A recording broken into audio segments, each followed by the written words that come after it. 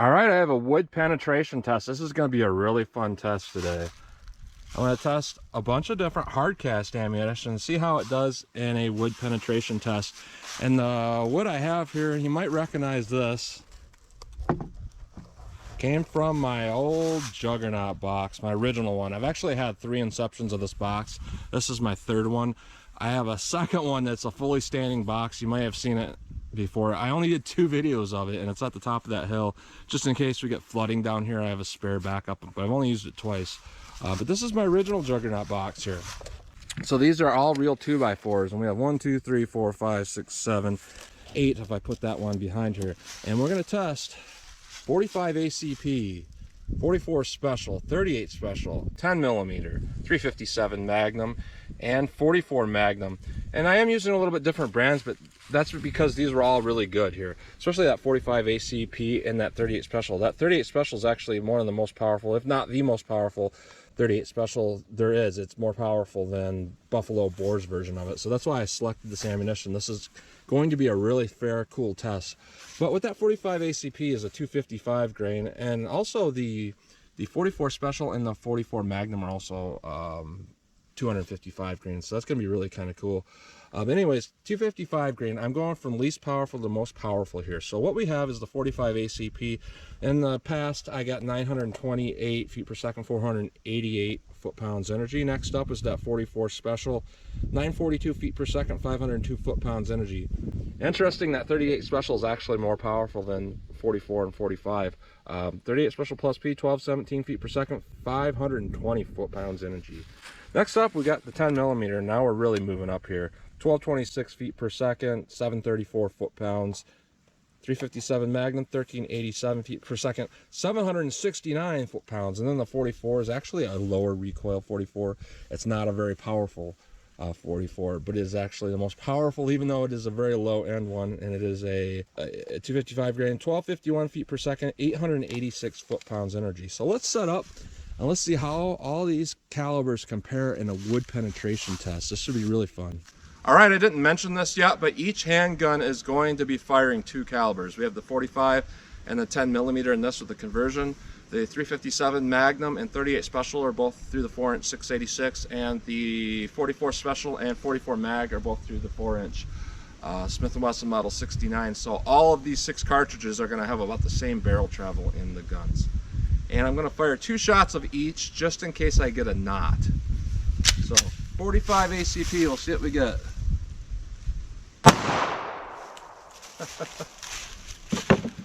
All right, do it again.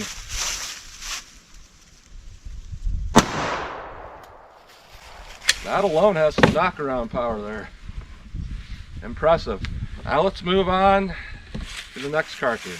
All right, the next one for the energy scale is the 255 grain Keith 44 Special. See how this does.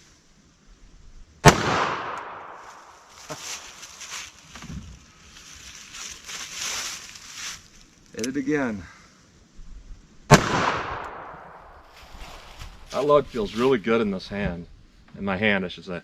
Not a lot of recoil, but you can feel that oomph. Just check for pass-throughs. I didn't see anything. I'll periodically check. I don't think anything's getting through this. But next up, we have the 38 Special, the most powerful 38 Special round in the world.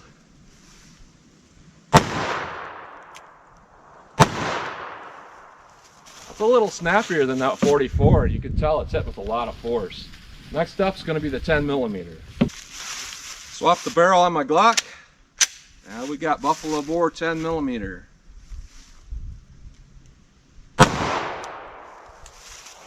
Actually fed without malfunction. Good.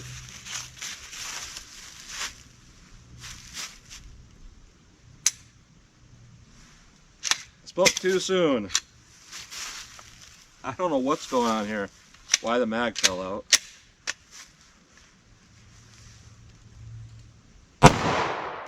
Alright, yeah, it's making the mag drop.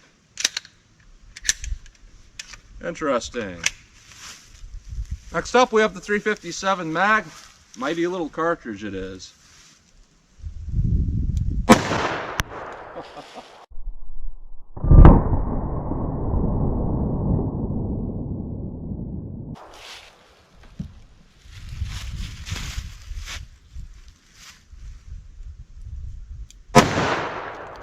Oh yeah. Wow.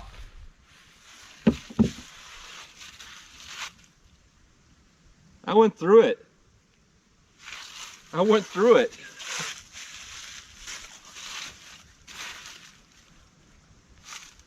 Both of them. Wow. All right, last up, 44 Magnum. We'll see how this does.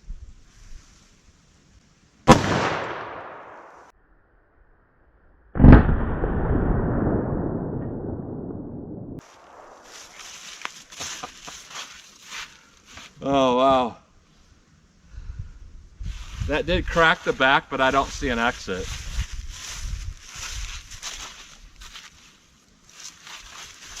I'm going to try to place it kind of high so that I avoid the crack that's in it.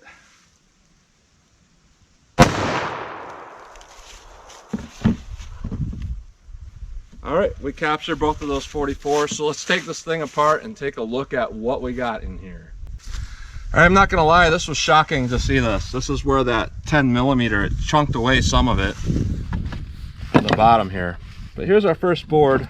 And it's not gonna be much of a surprise that everything's gonna go through this. So everything just passed right through this. No problem at all.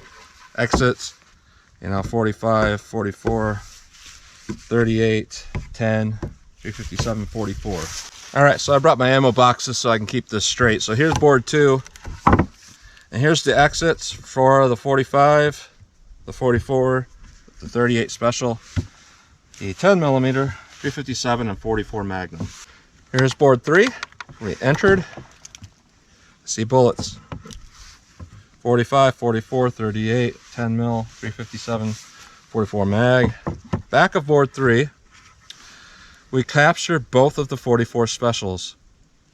The 38 still going, the 45 ACP is still going, the 10mm, of course the 357 Magnum, and the 44 Magnum is still going. So that's really cool. We captured it in the back of 3, so that's a big heavy bullet. But it stopped in 3, back of 3. Now here's our entrance in 4. I can feel stuff stuck together here. Big old impacts from the 44. The 45, I can actually see the bases of both of the bullets of the 45 here. 38 special, I don't see anything yet. 10 mil, 357, and 44. So here's our beginning of our 4th board. Here's the back of 4.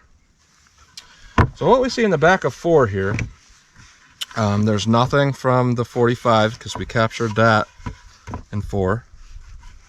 Obviously nothing from the 44. Our 38 specials are continuing to go, except that it looks like one passed through and one may have not. So our 38 special beat our 45 and our 44. 10mm still going, 357 obviously, and 44 still going. So this is our 5th board here. No 45, no 44. Here is 38 special. So I believe, judging from this, I believe both of the 38s are in the 5th board here. One is barely going through, and the other one's in a little bit deeper. Our 10mm, kind of hard to tell. There's definitely something back of this holding it together. And our 44 and 357 again. So pull it apart. So here's board 5. Nothing from those two, nothing from the 38. Now here's the 10, 357, and 44. The 10, 357, and 44 kept going. And it was just kind of stuck together because I had a screw here. So what do we see? I don't see the 10mm, obviously don't see the 357, and the 44, one is centered and one kind of cracked out the side here and kept going. So here's the back of the 6th board here, and what we can see is coming out the back we have the 10mm. Actually the 10mm busted the last board. That's where that busting of the wood came from. But this one stopped right in the beginning of the last board here. and the 44 did the same exact thing here, except for one of the 44s. It looks like it, yeah, it did the same thing. Both the 44, this one hit a knot, the 44 hit a knot. So we'll take the one good one we have, the 44, or the 10 millimeter and the 44. So 10 millimeter and 44 did the exact same thing, same distance here. So that's definitely impressive for hard barrier penetration. And both the 10 mil and the 44 have a big old dent in the last one. And then the 357 Magnum, 2 exits, and I had this thing set about here. Oh yeah. It one of them went through this, which this is two. This is about 3/4 inches of this stuff because there's 2 of these.